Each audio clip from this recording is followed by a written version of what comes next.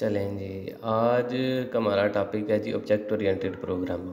ठीक है, एग्ज़ाम के पॉइंट ऑफ व्यू से देखेंगे और आज हम रिवाइज ही करेंगे कि ऊप में आखिर है क्या क्या चीज़ें, जो कुछ भी पढ़ा है हमने उसे रिवाइज करेंगे।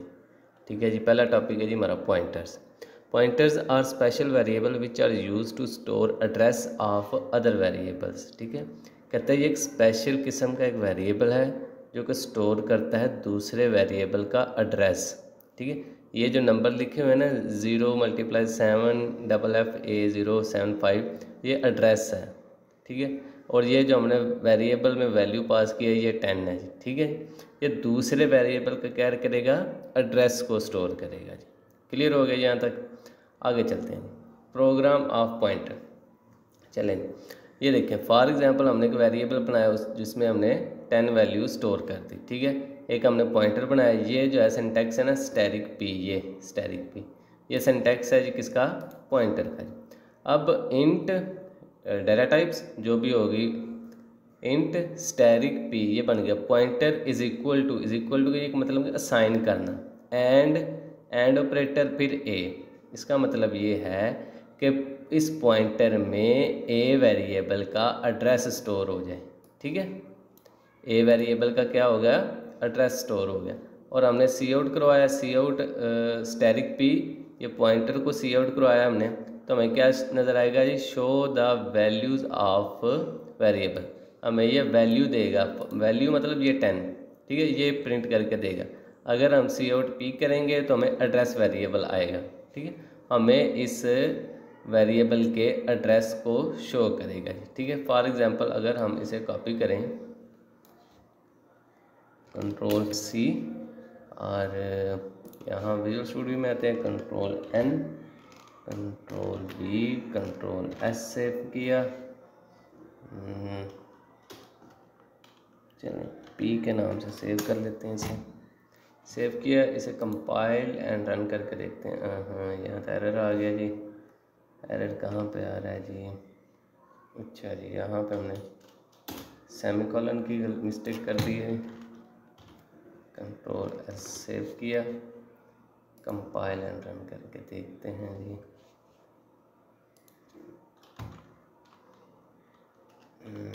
आई थिंक एक जो है ना कर्ली ब्रेसेस ज़्यादा फिल लग गई।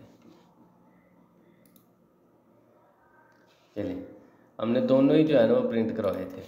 ठीक है, हमें क्या दे, वैल्यू भी प्रिंट कर दे और वेरिएबल की वैल्यू भी प्रिंट कर दे। फिर से कंपाइल एंड रन करके देखते हैं जी। ये हमें वैल्यू दे दी उसने, ठीक है, और ये हमने एड्रेस शो कर दिया। ठीक है, वैल्यू किसे देगा, स्टैटिक पे। अगर पॉइंटर को प्रिंट करेंगे तो हमें वैल्यू दे देगा जी। ठीक है, वैल्यू क्या है 10, और हम अगर पी को सी आउट करेंगे तो हमें क्या कर देगा जी, एड्रेस शो कर देगा जी। एड्रेस ये है, नज़र आ रहा है जी आपको, ये एड्रेस है जी। ठीक है, उस वेरिएबल का एड्रेस है। ठीक हो गया जी। चलें जी, नेक्स्ट स्लाइड पर आते हैं हमारे टॉपिक की। पॉलीमॉर्फिज्म।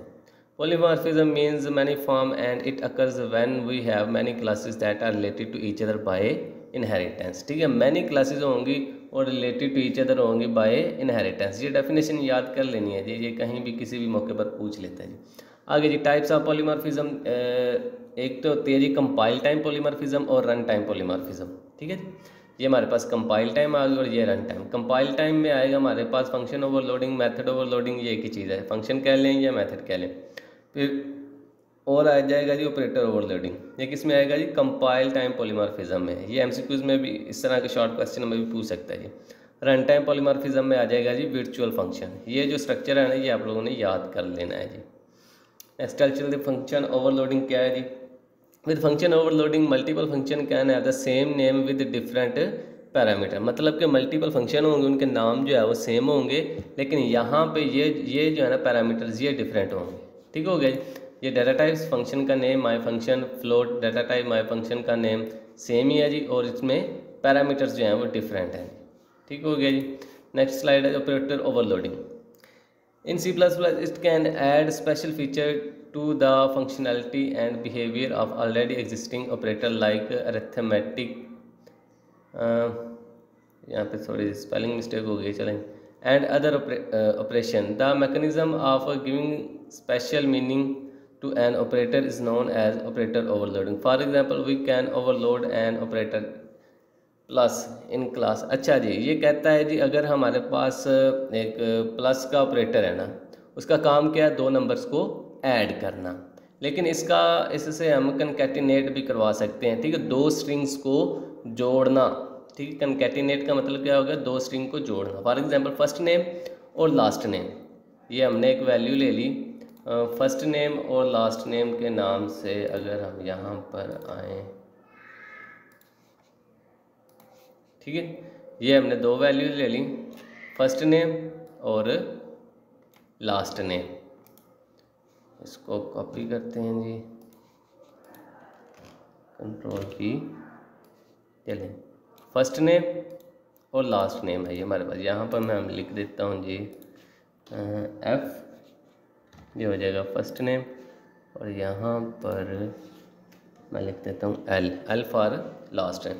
अगर इन दोनों को हमने किसी वेरिएबल में स्टोर करवाया और सी आउट करवाएंगे तो फर्स्ट नेम का वेरिएबल प्लस और लास्ट नेम, ठीक है, ये दोनों नामों को कनकैटिनेट करके हमें प्रिंट कर देगा जी, ठीक है जी। ये कनकैटिनेट होता है और ऑपरेटर ओवरलोडिंग की डेफिनेशन यही है जी। चलें नेक्स्ट स्लाइड पर चलेंगे। आज का हमारा टॉपिक यहीं तक था जी, देखते हैं जी क्या है आगे।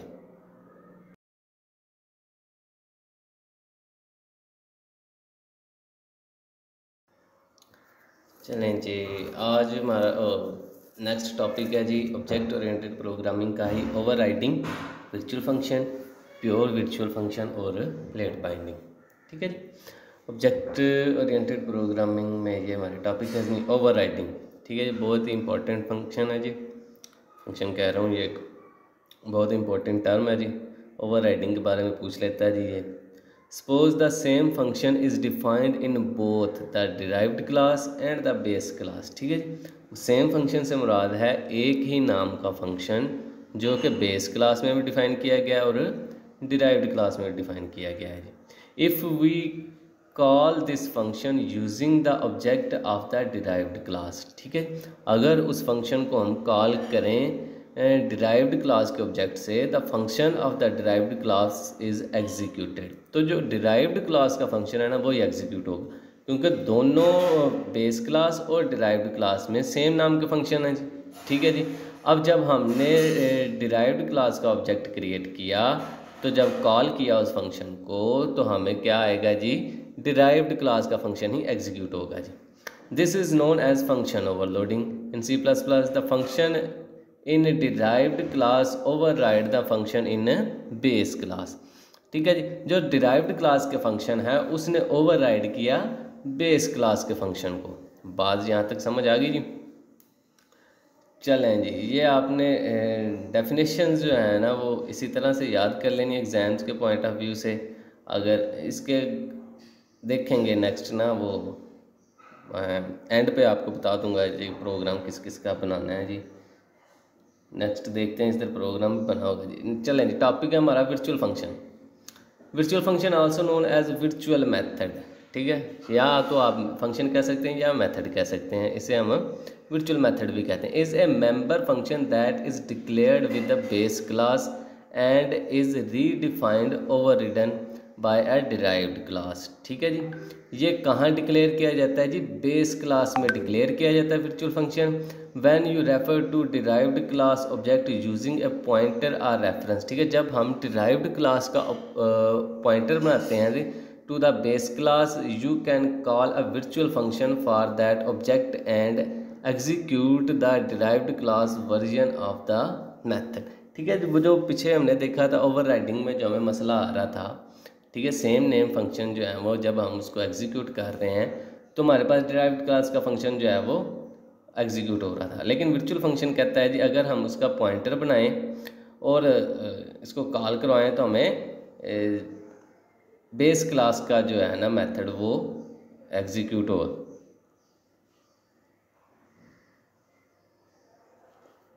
दे are mainly use to achieve run time polymorphism, ठीक है। ये जो लाइन जो है ना, ये वाली लाइन जो है ना आप लोगों ने याद रखनी है जी। Functions are declared with virtual keyword in a base class, the resolving a function call done at run time, ठीक है जी, ये रन टाइम पर ही काम करेगा जी। आगे इसका प्रोग्राम देखते हैं जी। फॉर एग्जांपल हमने ये एक प्रोग्राम बनाया, पब्लिक, ये डिराइव्ड क्लास है, बेस क्लास है जी, ठीक है। इस पब्लिक में हमने वर्चुअल फंक्शन बना दिया, वर्चुअल कीवर्ड से वर्चुअल कीवर्ड लिखा और साथ में हमने शो फंक्शन का नाम लिख दिया, C out I am base class, और साथ ही हमने डिराइव्ड क्लास बना दी जी, ठीक है जी। ये कॉलन पब्लिक बेस क्लास, ये डिराइव्ड क्लास जो है बेस क्लास से इनहेरिट हुई है जी, ठीक है जी। फिर हमने ये सेम नेम फंक्शन बनाए हैं जी, ठीक है जी, लेकिन ये वर्चुअल फंक्शन है, ये सिंपल फंक्शन है जी, C out I am derived class, ठीक हो गई। अगर अब हमने बेस क्लास का पॉइंटर डिक्लेयर किया यहाँ पे, ठीक है जी, बेस स्टैटिक पी, ये हो गया पॉइंटर। डिराइव्ड क्लास का हमने क्या बना दिया, ऑब्जेक्ट डी, ठीक है जी। अब बेस क्लास का भी हमने ऑब्जेक्ट बना दिया बी, ठीक है। यहाँ पे हमने बेस क्लास का पॉइंटर बनाया, जहाँ डिराइव्ड क्लास और बेस क्लास दोनों का क्या बना दिया, ऑब्जेक्ट क्रिएट कर दिया। अब ये जो हमने पॉइंटर बनाया है पी, इसमें हमने एड्रेस स्टोर करवा दिया किसका, ओबीजे डी का, डिराइव्ड क्लास का ऑब्जेक्ट स्टोर करवा दिया पी वेरिएबल में। अब पी वेरिएबल में फिर हमने क्या किया जी, बी जो हमने बेस क्लास का बनाया था ऑब्जेक्ट, इसको भी हमने स्टोर करवा दिया किसमें, पी वेरिएबल में। अब हमने इसको एग्जीक्यूट करवाना है जी, पी अंडरस्कोर ये एरो, ये फंक्शन को हम कॉल करेंगे जी, शो फंक्शन को। तो हमारे पास जो है ना जो फंक्शन होगा एग्जीक्यूट होगा वो आई एम बेस क्लास होगा, क्योंकि हमने आमतौर पर देखा था कि जो हमारे ओवरराइड में जो फंक्शन कॉल हो रहा था वो डिराइव्ड क्लास का हो रहा था, ठीक है जी। इसको हम देखते हैं जी रन करके कि हमारे पास आउटपुट क्या आती है जी। मेरे पास इसका प्रोग्राम आई थिंक पड़ा होगा जी, देखते हैं कहाँ पर है।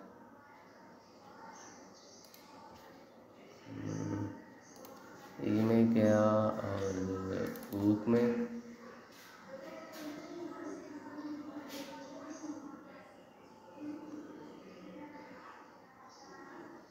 कहाँ गया वर्चुअल फंक्शन, तो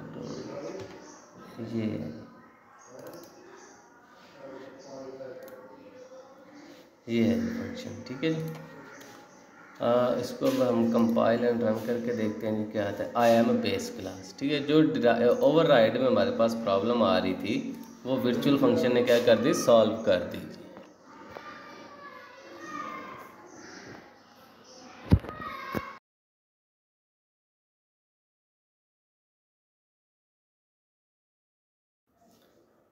जी। इसके आगे हमारे पास आ गया जी प्योर वर्चुअल फंक्शन। ये वर्चुअल फंक्शन हमने देख लिया, ठीक है। एक दफ़ा इसको ना रन करके लाजमी देखना है आप लोगों ने, ताकि आप लोगों को आइडिया हो जाए कि ये पॉइंटर जो है वो किस तरह से काम करता है। पॉइंटर एक वेरिएबल है, ठीक है।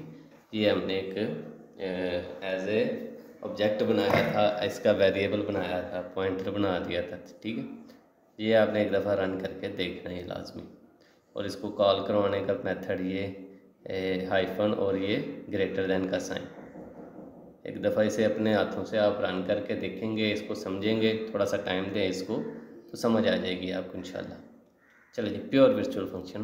Virtual function that have no body inside the base class is known as pure virtual function, ठीक है जी। और इस प्योर वर्चुअल फंक्शन की जो बॉडी है वो बेस क्लास में नहीं होगी, ये सिर्फ क्या होगा जी, डिक्लेयर होगा सिर्फ। The virtual function is defined inside it's derived class, ठीक है जी। डिक्लेयर होगा कहाँ पर, बेस क्लास में। और जो इसका डिफाइन है, डेफिनेशन जो होगी, इसकी जो बॉडी होगी वो कहाँ पर होगी, डिराइव्ड क्लास में होगी जी। देखते हैं जी इसका प्रोग्राम। यहाँ पर देखें जी ये ठीक है जी, जहाँ पे हमने ये बेस क्लास में पब्लिक सेक्टर में एक्सेस स्पेसिफायर में वर्चुअल कीवर्ड लगाया और हमने ये शो का नाम दिया, वर्चुअल फंक्शन बन गया, curly braces is equal to 0, ठीक है। ये इनिशियलाइज हो गया, इसकी वैल्यू जो है हमने क्या कर दी, 0 दे दी। इसको यही मेथड है इसको डिक्लेयर करने का, ठीक है। बेस क्लास में हमने इसको डिक्लेयर कर दिया, लेकिन यहाँ पर इसकी बॉडी नहीं लिखी हुई, ठीक है। जो फंक्शन के एंड पे हम कर्ली ब्रेसेस लगाते हैं वो हमारी बॉडी होती है, ठीक है। फिर हमने डिराइव्ड क्लास ली, यहाँ पर इसी फंक्शन का नाम लिखा, ठीक है जी। इसको हमने यहाँ पर डिफाइन कर दिया, ये देखें जी, ब्रैकेट और ये कर्ली ब्रेसेस, ठीक है। इसी फंक्शन को, प्योर वर्चुअल फंक्शन को हमने डिफाइन कर दिया कहाँ पर, डिराइव्ड क्लास के अंदर, ठीक है। प्योर वर्चुअल फंक्शन एग्जीक्यूटेड, इसमें हमने सी आउट करवा दिया जी। मेथड वही है उसको एग्जीक्यूट करवाने का। डिराइव्ड क्लास का ऑब्जेक्ट बनाया हमने, बेस क्लास का क्या बना दिया, पॉइंटर बना दिया, ये ऊपर नीचे हो जाता है, ठीक है। जैसे आप चाहें जैसे करना चाहें कर सकते हैं जी। पहले पॉइंटर बना लें, फिर ऑब्जेक्ट बना लें, जिस तरह समझ कर। पॉइंटर में हमने डी ऑब्जेक्ट का एड्रेस स्टोर करवा दिया, मतलब डिराइव्ड क्लास का क्या कर दिया, एड्रेस शो करवा दिया। फिर हमने पी शो को कॉल करवा लिया, किससे, पॉइंटर से, ठीक है जी। पॉइंटर से फंक्शन को कॉल करवाने का तरीका है जी प्योर वर्चुअल फंक्शन को जी। तो ये हमारा जो फंक्शन है ना, प्योर वर्चुअल फंक्शन है, एग्जीक्यूट हो जाएगी जी। देखते हैं इस प्रोग्राम को। हाँ जी, ये है जी ये प्रोग्राम, ठीक है जी। इसको कंपाइल एंड रन करके देखते हैं कि हमारे पास आउटपुट क्या आती है। Pure virtual function is executed, ये वाली स्टेटमेंट जो है ना हमारे पास रन हो रही है। कैसे रन हुई है जी, हमने डिराइव्ड क्लास का ऑब्जेक्ट क्रिएट किया, फिर बेस क्लास का क्या बना दिया, पॉइंटर बना दिया, ठीक है जी। अब पॉइंटर में हमने ये डिराइव्ड क्लास का क्या कर दिया, एड्रेस स्टोर कर दिया। मतलब कि ये वाली जो फंक्शनैलिटी है ना, ये वाली फंक्शनैलिटी किस में स्टोर होगी, पॉइंटर में स्टोर हो गई, ठीक है। ये पी वेरिएबल जो हमने ये पॉइंटर बनाया था इसमें स्टोर हो गई, ठीक है। फिर इसी के ज़रिए हमने इस फंक्शन को कॉल करवा दिया, ये वाले फंक्शन को, ठीक है जी। क्लियर है जी यहाँ तक। तो आई थिंक हमारी स्लाइड जो है ना यहीं तक थी। चलेंगे नेक्स्ट टॉपिक की तरफ।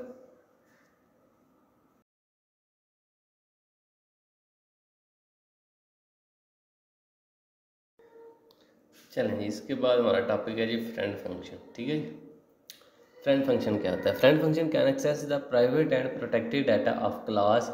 We declare a friend function using the friend keyword inside the body of the class. कहता है जी फ्रेंड फंक्शन जो है वो एक्सेस कर सकता है private and protected data of class, class के प्राइवेट डाटा को एक्सेस कर सकता है। We declare a friend function using the friend keyword. अब इसे हम फ्रेंड कीवर्ड से डिक्लेयर करेंगे inside the body of the class, class की इनसाइड पर। ये देखें यहाँ पर फ्रेंड कीवर्ड, रिटर्न टाइप, यहाँ पर कोई रिटर्न टाइप आ जाएगी, वर्ड लगा लें इस तरह से। आगे फंक्शन का नेम, साथ में क्या होगा, एक आर्गुमेंट होगा जी, ठीक है जी। यहाँ पे फ्रेंड फंक्शन से मुराद ये वो उसके प्राइवेट डाटा, जिस तरह से दो दोस्त जो हैं वो आपस में प्राइवेट बातें भी शेयर कर सकते हैं, ये इसी तरह से ये काम करता है जी। अपने दोस्तों के साथ बातें शेयर करता है जी, अपनी पर्सनल बातें भी शेयर करता है। की पॉइंट है जी, friend function are not member function of the class, ठीक है जी। फ्रेंड फंक्शन जो है वो लिखा तो क्लास में जाता है, लेकिन मेंबर फंक्शन ऑफ क्लास का नहीं होता जी, ठीक है। ये बात आपने याद रखनी है जी। Friend function have object as a argument. Friend function में एक हम ऑब्जेक्ट बनाएंगे एज ए आर्ग्यूमेंट के तौर पर, ठीक है जी।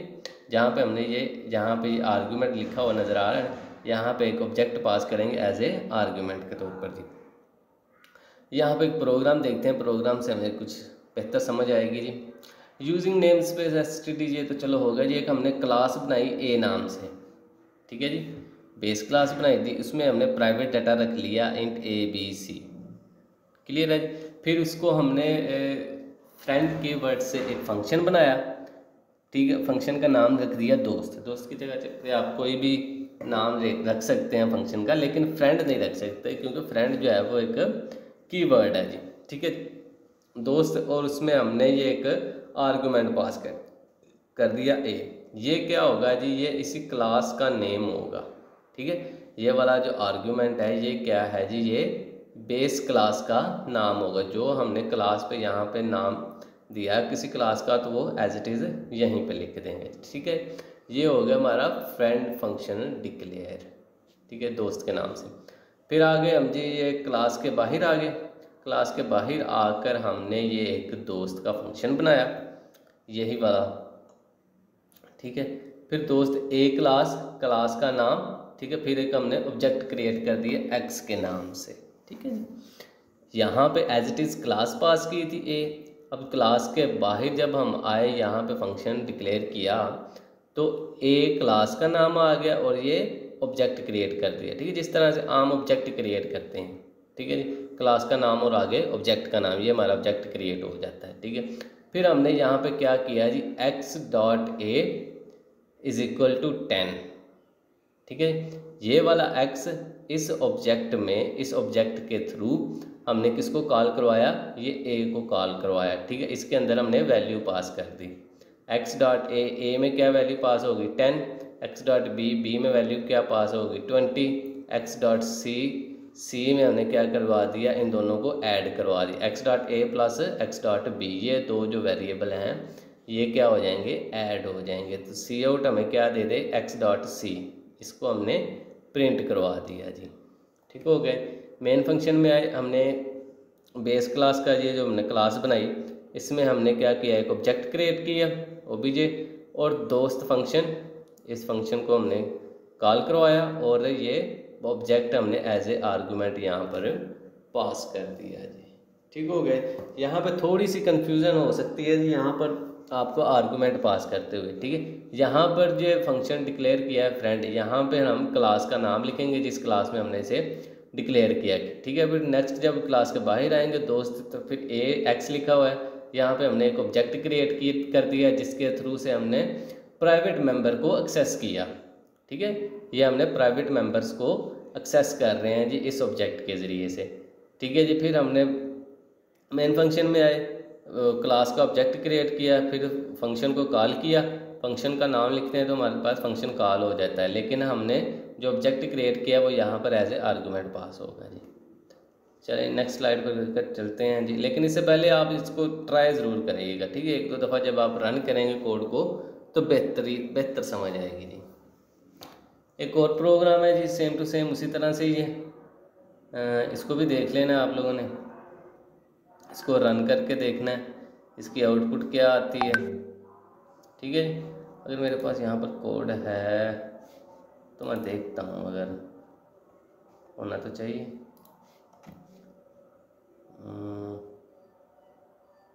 फ्रेंड क्लास था जी,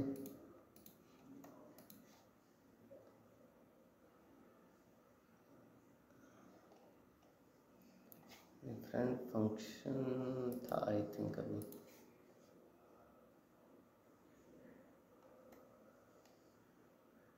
जी फ्रेंड फंक्शन,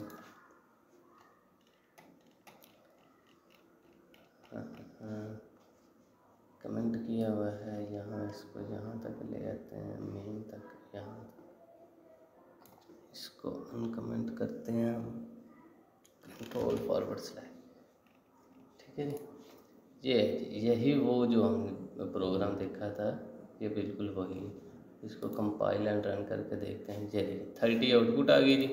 ये देखें 10 और 20 को ऐड किया तो हमारे पास क्या आ गया, 30 आ गया। चलेंगे आगे देखें जी, friend class. A friend class can access private and protected member of other class in which it is declared as a friend। अब ये दो क्लासेस जो हैं ना, उनके अंदर जो दो क्लास को फ्रेंड बना देगा और उनके अंदर जो प्राइवेट बातें हैं ना वो शेयर होंगी जी, ठीक है जी। It is sometime useful to allow a particular class to access private and protected member of other class. कहता है बाज़ दफ़ा ये काफ़ी यूज़फुल होता है, मुफीद होता है दूसरी क्लास का हमें प्रोटेक्टेड डाटा एक्सेस करने के लिए। We can declare a friend class in C++ by using the friend keyword. इस क्लास को, फ्रेंड क्लास को हम फ्रेंड कीवर्ड से ही डिक्लेयर करेंगे। अब तुम कितों आ गए,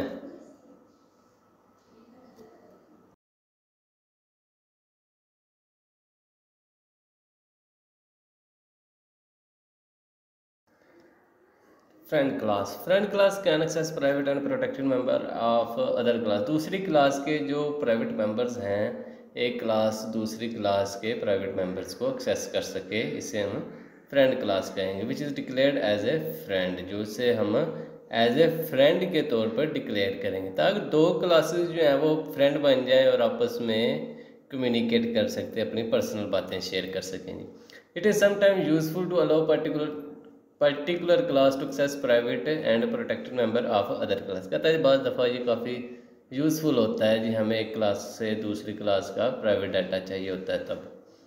चलें जी, we can declare friend class in C++ by using the friend keyword.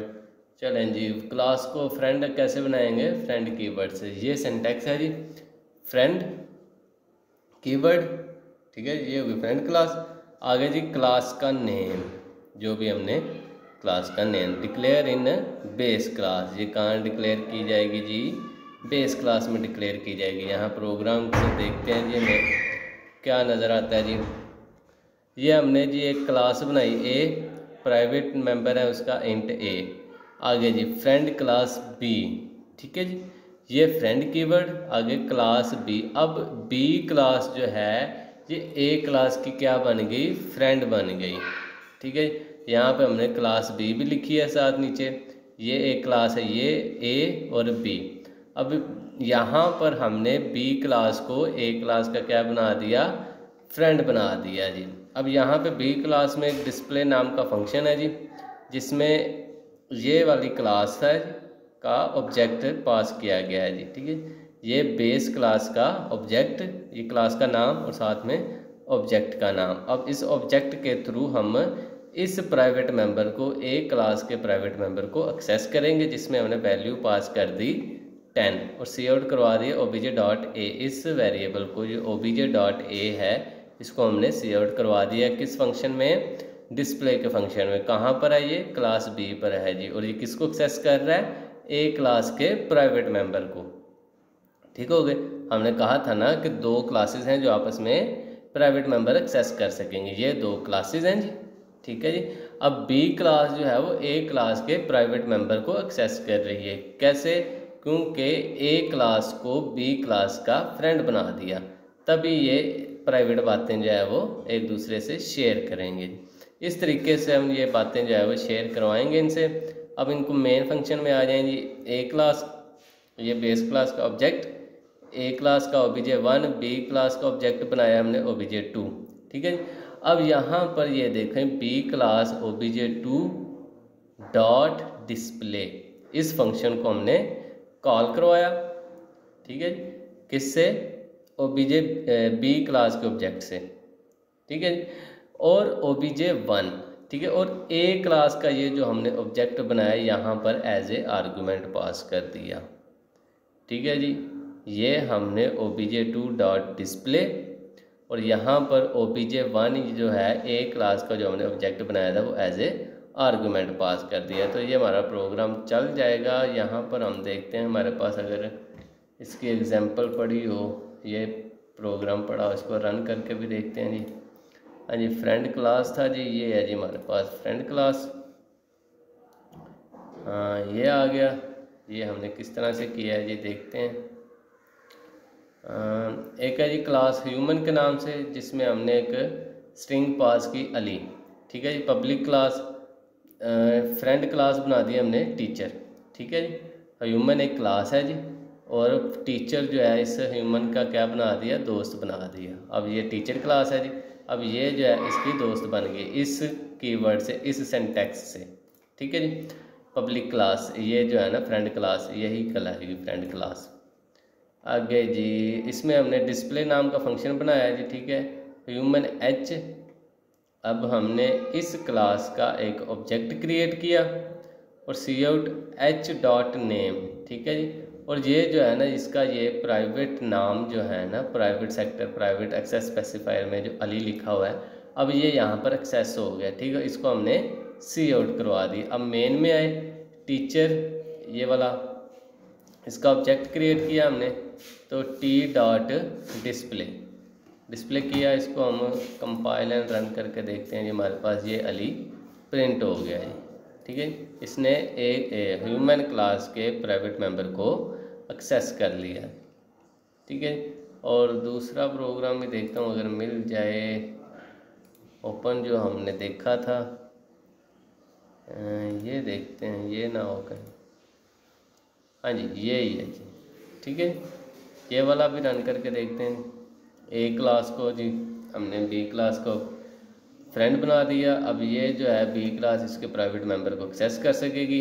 ये आप लोगों ने देख लेना, कंपाइल एंड रन करके देखा जी, हमारे पास वैल्यू आ गई 10, ठीक है जी। ए में हमारे पास ये यहाँ पर वेरिएबल प्राइवेट मेंबर में ए वेरिएबल डिक्लेयर हुआ है, यहाँ पे हमने वैल्यू पास कर दी जी। ये एक दफ़ा आपने रन करके लाजमी देख लेना जी। ओके जी,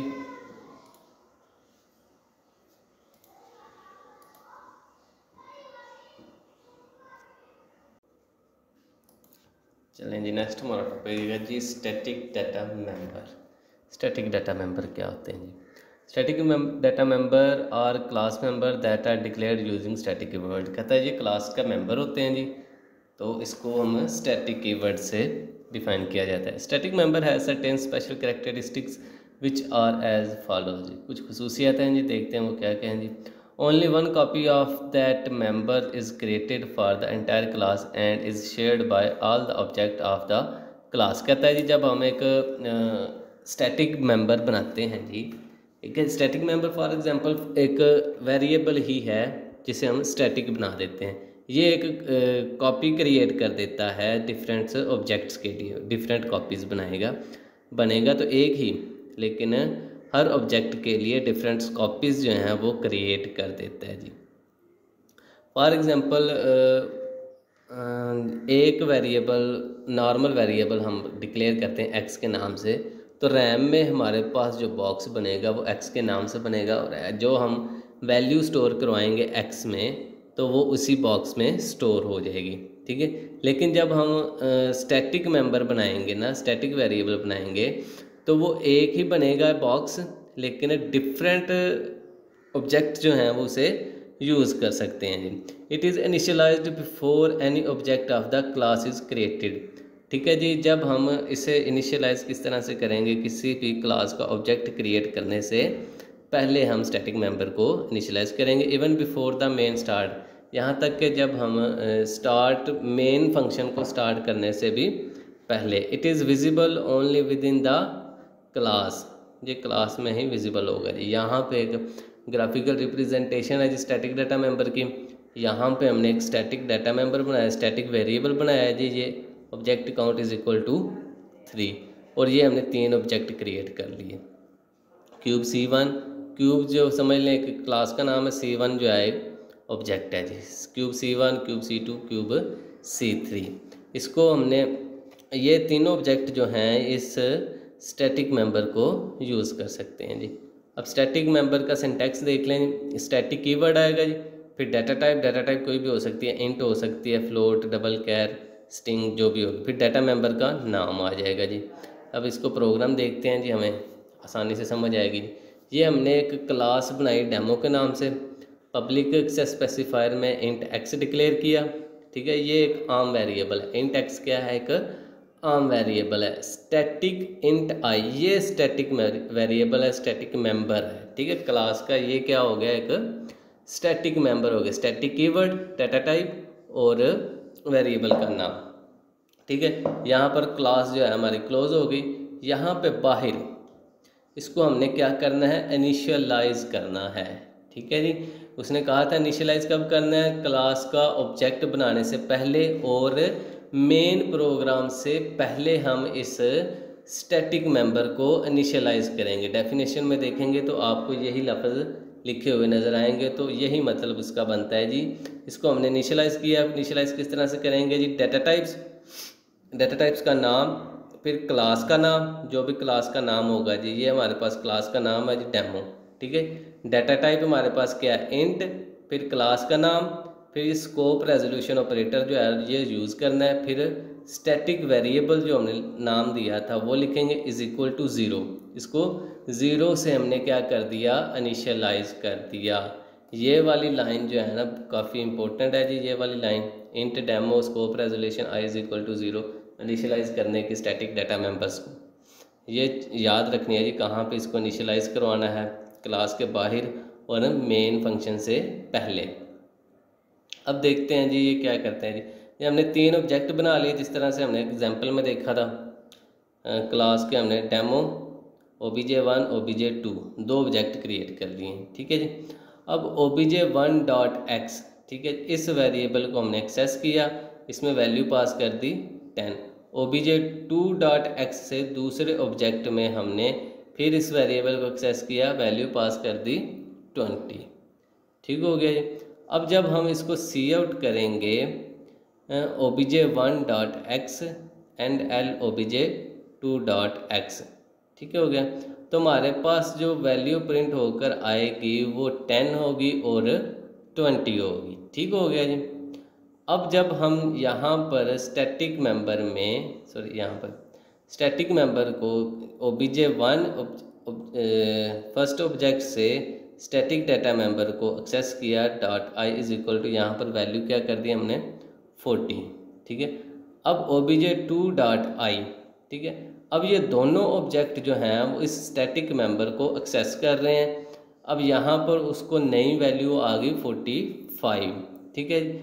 जो वैल्यू प्रिंट करेगा, वो जो नई वैल्यू असाइन हुई है उसको वो प्रिंट करेगा, जो पिछली वैल्यू है उसको वो भूल जाएगा, रेज कर देगा, क्योंकि कॉपी जो है वो एक ही बनी है और दोनों ऑब्जेक्ट जो है इसे इस्तेमाल कर रहे हैं। जो लास्ट में जो ऑब्जेक्ट इसको स्टैटिक मेंबर को इस्तेमाल करेगा वही वैल्यू जो है वो प्रिंट करके देगा जी, ठीक हो गया जी।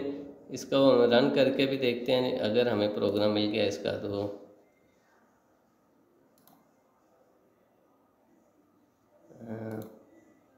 आई थिंक यही है जी, ठीक है जी, यही है प्रोग्राम। इसको कंपाइल और रन करके देखते हैं जी।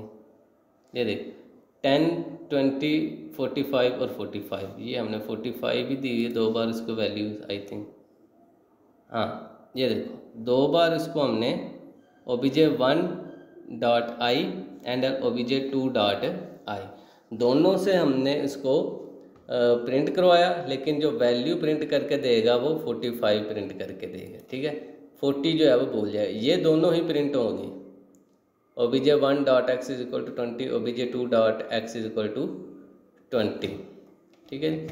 एक दफ़ा फिर से इसको कंपाइल एंड रन करके देखते हैं जी। 10, 20, 45 और 45 लास्ट में जो वैल्यू दी है वही प्रिंट होगी। अगर यहाँ पे हम थोड़ी सी चेंजिंग करके देखें, यहाँ पर 45 की जगह 49 करके देखें, इसको कंट्रोल एस से सेव किया तो हमारे पास वैल्यू क्या प्रिंट होगी 49 और 49, ठीक है। लास्ट में ही जो हमने वैल्यू प्रिंट दी होगी वही प्रिंट होगी। चलते हैं स्लाइड की तरफ। ये एक और प्रोग्राम है जी। यहाँ पे वो क्या कह रहा है जी, स्टैटिक इंट, ये एक स्टैटिक मेंबर ले लिया, इसको हम इधर ही जाकर देखते हैं, यही वाला है, ठीक है। इसमें क्या कर रहा है जी, ये एक हमने स्टैटिक इंट लिया वेरिएबल, फिर इसमें हमने एक पब्लिक में एक फंक्शन बना दिया, ए नाम का फंक्शन, कंस्ट्रक्टर बन गया। ये देखें क्लास के नाम से ही बना हुआ जो फंक्शन है वो क्या कहलाएगा, कंस्ट्रक्टर कहलाएगा। यहाँ पे हमने एक इंक्रीमेंट लगा दिया कंस्ट्रक्टर में, जैसे ही ऑब्जेक्ट बनेगा ये कंस्ट्रक्टर कॉल हो जाएगा जी, ठीक है जी। तो नम में एक वैल्यू ऐड करता जाएगा जी। अगर डिस्प्ले का फंक्शन बनाया हमने, C out the number of object num, इसको हमने सी आउट करवा दिया किस फंक्शन में, डिस्प्ले के फंक्शन में। यहाँ पे इनिशियलाइज करवाया स्टैटिक मेंबर को, डाटा टाइप, क्लास का नाम, स्कोप रेजोल्यूशन, वेरिएबल का नाम इज इक्वल टू 0। ये स्टैटिक वेरिएबल जो है ये वही है जी। मेन में 2 ऑब्जेक्ट क्रिएट किए हमने, ए obj1.obj2, इसी क्लास के हमने 2 ऑब्जेक्ट क्रिएट कर ली, obj2.display। मतलब ये इस प्रोग्राम में जितने हम ऑब्जेक्ट क्रिएट करेंगे उनकी हमें तादाद बता देगा जी, ठीक है। डिस्प्ले के इस फंक्शन को हमने कॉल करवाया obj2 के नाम से, दूसरे ऑब्जेक्ट से obj2.display।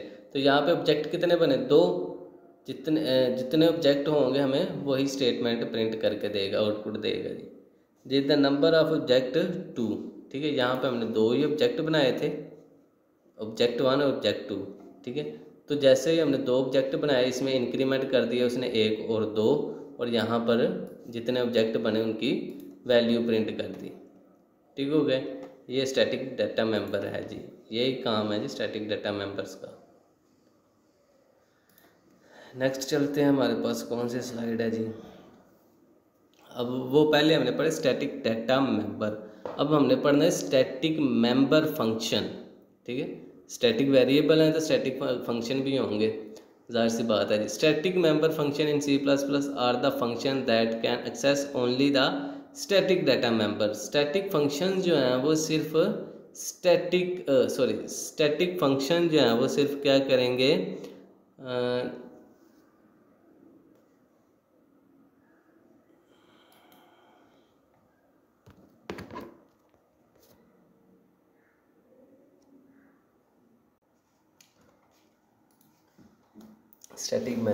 static member functions.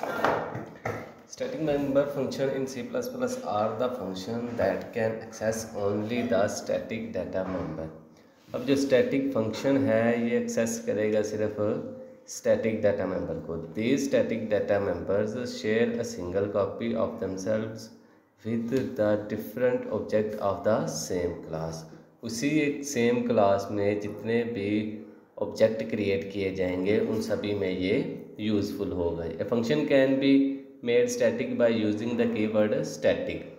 आइए फंक्शन को स्टैटिक किस तरह से बनाएंगे, स्टैटिक कीवर्ड से, static before the function name while defining the class. ठीक है जी, इसको सिंटैक्स देखते हैं जी, क्या है जी, स्टैटिक कीवर्ड, आगे रिटर्न टाइप कोई भी हो सकती है, वॉइड हो सकती है, आगे फंक्शन का नेम, ये ब्रैकेट और ये कर्ली ब्रेसेस।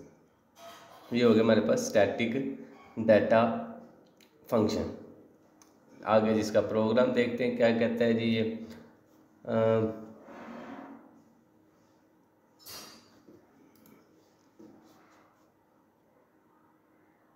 हाँ जी, ये हमने एक क्लास बनाई डेमो के नाम से, पब्लिक इंट एक्स, और ये स्टैटिक इंट जो है हमने एक वेरिएबल डिक्लेयर कर दिया यहाँ पर।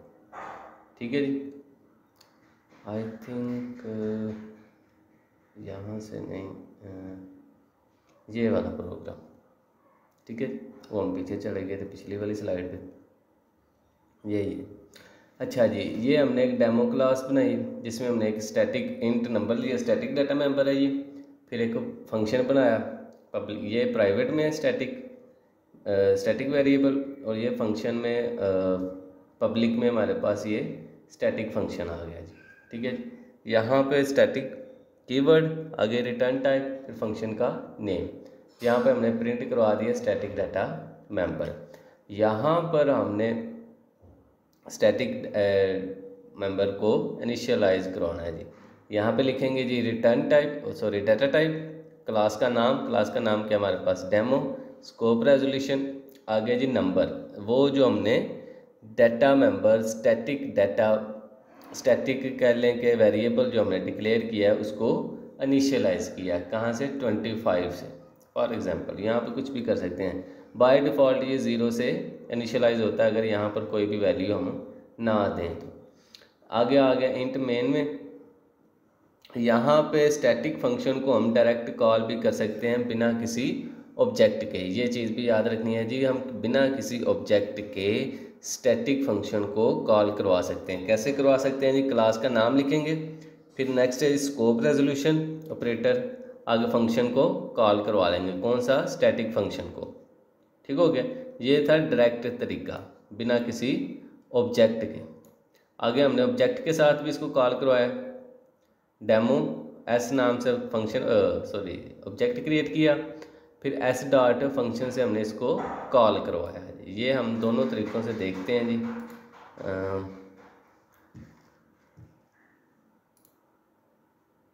किधर गया प्रोग्राम, ये है जी। ठीक है जी, अगर मैं इसको भी कर दूं कमेंट, कंट्रोल/कंट्रोल एस सेव किया, इसको कंपाइल एंड रन करके देखते हैं जी। हमारे पास the value of static member is 25। ये देखें यहाँ पे मैंने कोई भी ऑब्जेक्ट अभी तक क्रिएट नहीं किया, ये इसको मैंने कमेंट कर दिया हुआ है, ठीक है। सिर्फ लिखा क्लास का नाम, स्कोप, रेजोल्यूशन और स्टैटिक फंक्शन को कॉल करवा दिया, बिना किसी ऑब्जेक्ट के भी हम स्टैटिक फंक्शन को कॉल करवा सकते हैं, ठीक है। अब अगर हम यहाँ पर ऑब्जेक्ट से इसको कॉल करवाएं तो ऑब्जेक्ट के साथ भी ये कॉल हो जाता है जी।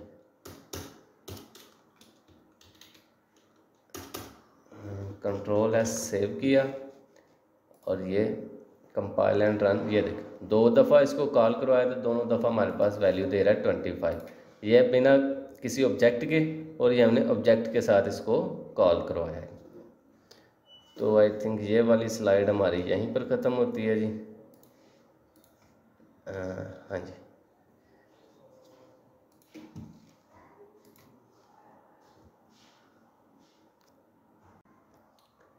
चलेंगे नेक्स्ट स्लाइड हमारे पास ऑपरेटर ओवरलोडिंग की, ठीक है जी।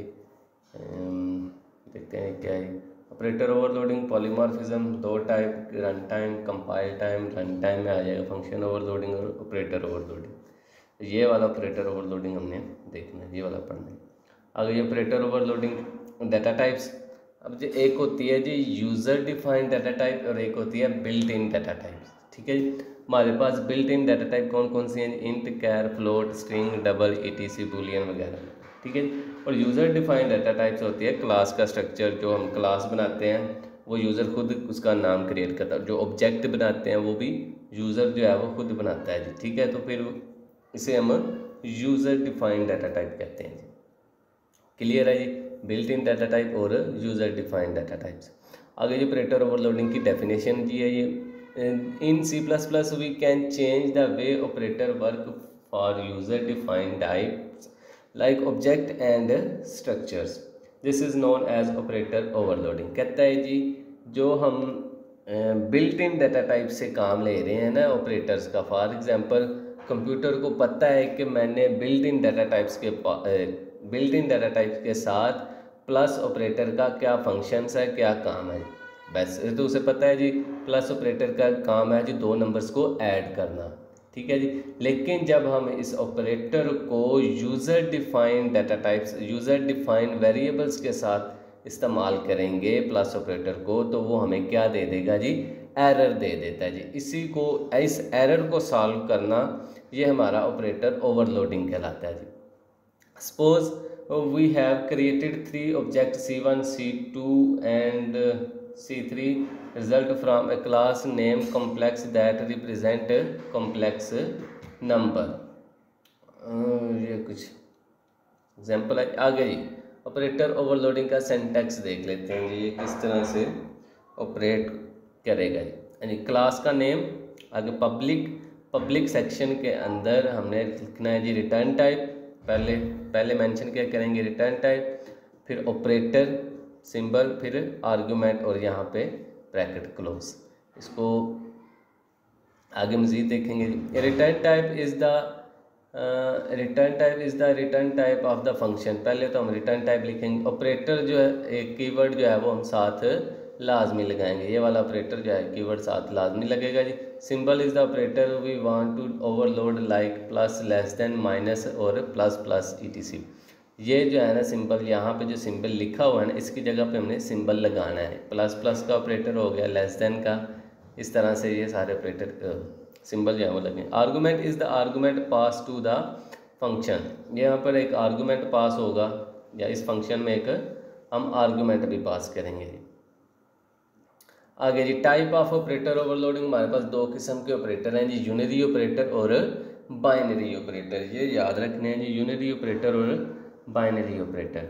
यूनिरी ऑपरेटर में क्या होता है? Unary operator operates on only one operand, the increment operator, plus plus and decrement operator, minus minus of unary operator. ये देखें जी, ये आई वेरिएबल जो है ना ये सिर्फ एक ही है, इसी को हम ऑपरेंड कहेंगे, ठीक है जी। इसके साथ एक ऑपरेंड है तो इसे हम यूनिरी ऑपरेटर कह देते हैं। अगर प्लस प्लस हमारे पास वेरिएबल से पहले लगा तो इसे हम प्रीफिक्स कहेंगे, और पोस्ट फिक्स में हम पहले वेरिएबल लिखेंगे, फिर इसके बाद इंक्रीमेंट या डिक्रीमेंट प्लस प्लस लगा देते हैं। बाइनरी ऑपरेटर क्या है जी? Binary operator works on 2 operands for example ये दो ऑपरेंड्स के साथ काम करेगा जी। Result is equal to num plus 9, ये भी एक ऑपरेंड है जी नम, और 9 जो है ये भी एक ऑपरेंड है। ये दो ऑपरेंड के साथ काम करता है जी binary operator. Here is a binary operator that works on the operand num and 9, ये वही है जी मैंने बताया जी। When we overload the binary operator for user defined types by using the code, हम कुछ यूज़र डिफाइंड डाटा टाइप्स के साथ कुछ इस तरह से हम इस कोड को कर सकते हैं जी। हाँ जी, इसको इस प्रोग्राम यूनिटी का जो है ना प्रोग्राम, ये मैंने आप लोगों को ग्रुप में शेयर किया हुआ था, तो आप उस पिक से ये प्रोग्राम कर सकते हैं जी। और आखिर में मैं यही कहना चाहूँगा कि अगर आप सेल्फ राइटर हैं, सेल्फ राइटिंग आपको अच्छी से आती है, कॉन्सेप्ट क्लियर है, तो कोई भी क्वेश्चन आ जाए ना ऊप का तो आपने छोड़ना नहीं है। अगर आपके कॉन्सेप्ट क्लियर है तो आपने लिखना ही लिखना है, ठीक है जी। ये एक मेन चीज़ है एग्ज़ाम्स के पॉइंट ऑफ व्यू से। अगर आपके कॉन्सेप्ट क्लियर हैं, अगर आप थोड़ा बहुत लिखेंगे तो आपको 10 में से कुछ 5 नंबर तो मिल ही जाएंगे, ठीक है जी। क्वेश्चन नहीं कोई भी छोड़ना, क्वेश्चन सारे लिखने हैं, ठीक है जी। बाकी टेक केयर, अल्लाह हाफिज़। अगर मज़ीद कोई इस तरह का टॉपिक में जो मुझसे रह गया हो तो आप मुझसे पूछ सकते हैं, मुझे मैसेज कीजिएगा तो मैं उसके ऊपर मज़ीद वीडियो बना दूंगा अगर मुझे टाइम मिला तो। ओके जी, अल्लाह हाफिज़।